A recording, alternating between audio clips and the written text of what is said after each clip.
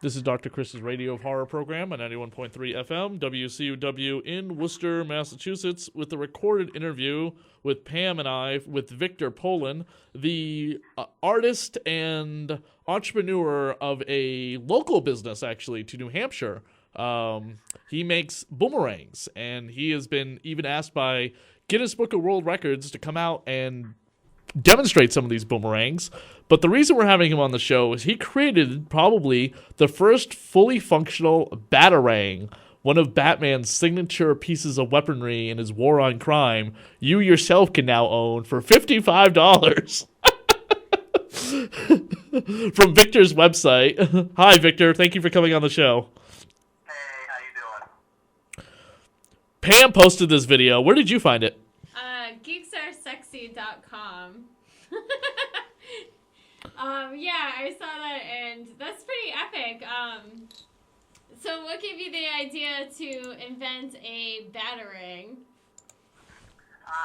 Well, I've been building boomerangs for since 2008, late 2008, and I've come out with some pretty abstract designs, I guess you could say. So a lot of people that watch my videos have asked me, probably over 1,000 people probably by now have asked me to build a batarang.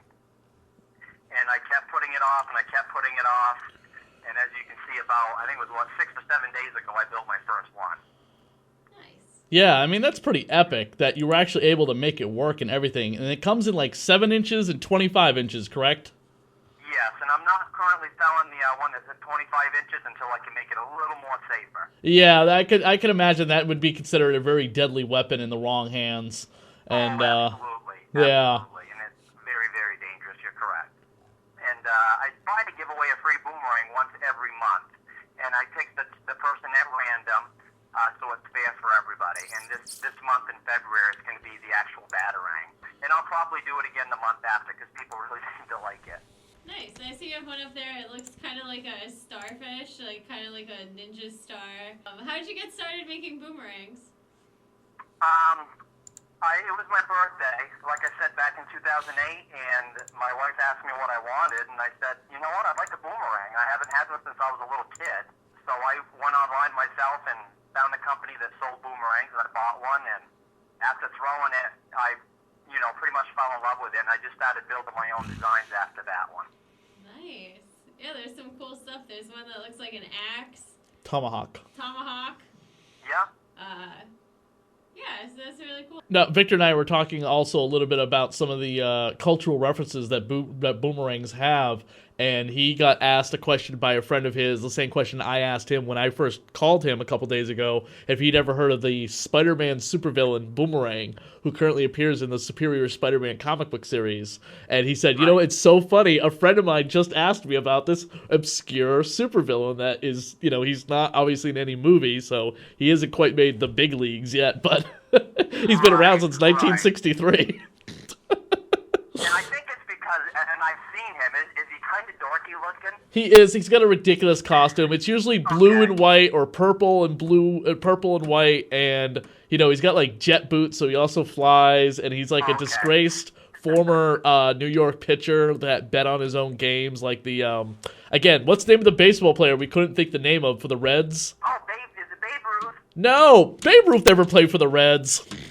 Oh, well, we're asking the wrong guy about that. But you know who I'm talking about. He wrote a book about it and everything, but he bet on his own games, and that's what Boomerang did and got him thrown out. But he had such a great, way to kill people and rob banks with the trick boomerangs, like Green Arrow has trick arrows.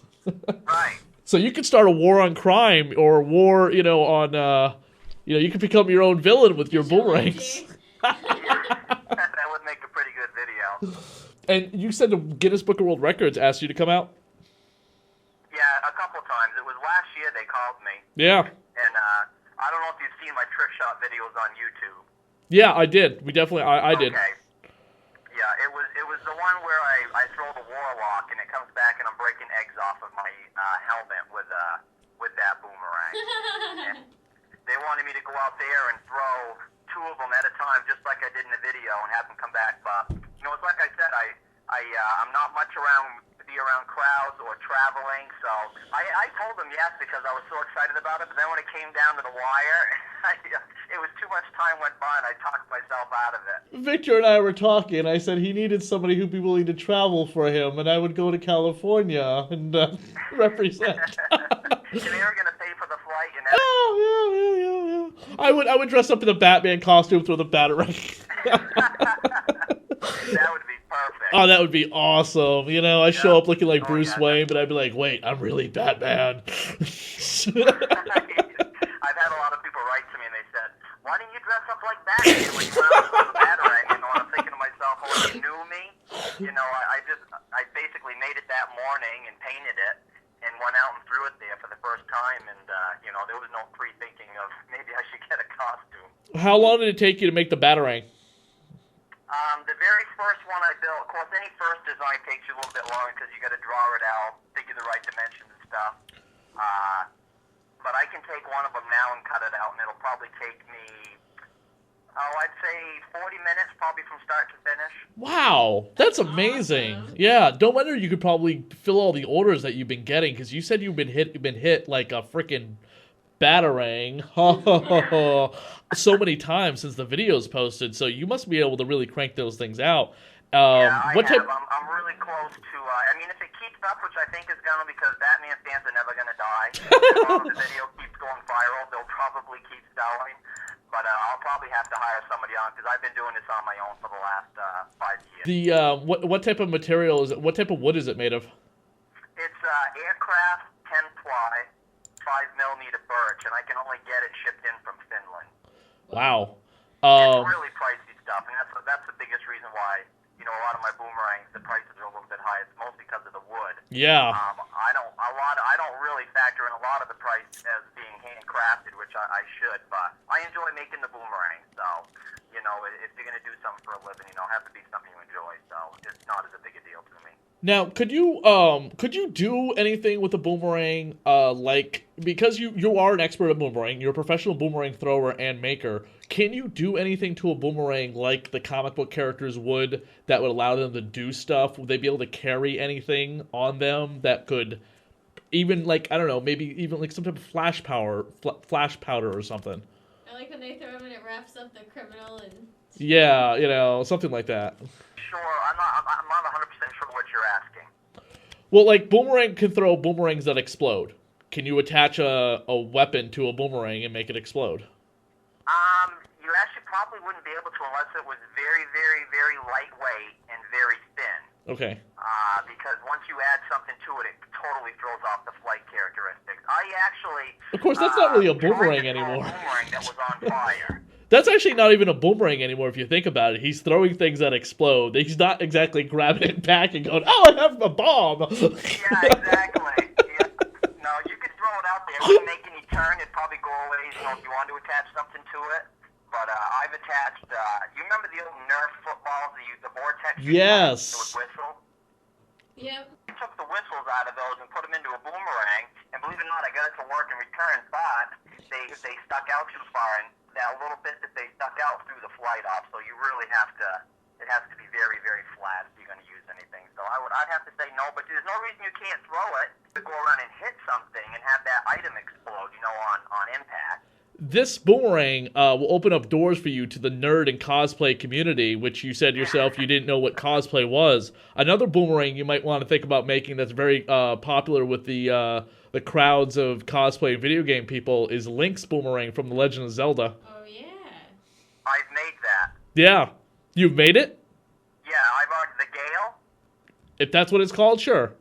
Yeah, I built the Gale boomerang. Actually, I've done the Gale boomerang from The Legend of Zelda Twilight Princess. Nice. And I've also built, are you familiar with Avatar, The Last Airbender? No. Sokka has a boomerang. I know of the cartoon, but I've never watched it. Yeah, well, I built his as well.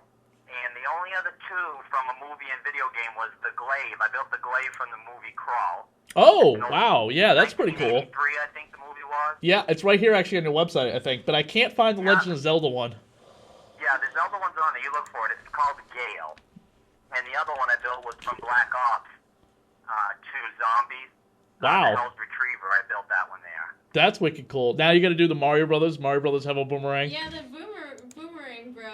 Or how about this? That's kind of simple though. It's just blue and white. Castlevania has a boomerang like a cross. You know what? Somebody asked me about that a couple weeks ago, and I had no clue what they were talking about. And I looked it up, and you're right. It's shaped just like the cross. Yeah, you should totally do that. That would be the second one I buy besides the Batarang. Right. Yeah, that actually wouldn't be a bad idea, but as long as the Christian people don't get up. The hell with the Christian people, for God's sake. Their cross has been defiled by worse. What are you doing? That's blasphemy. Yeah, you know what? The first, listen, Victor, the first uptight freaking Catholic that comes to you and bitches and complains about the cross being used as a boomerang, you remind them about the scandal and they'll shut the hell up. Well, the website you can go to is boomerangsbyvic.com. And you said you have a YouTube channel as well. What was your handle on YouTube again? Super Good Deal.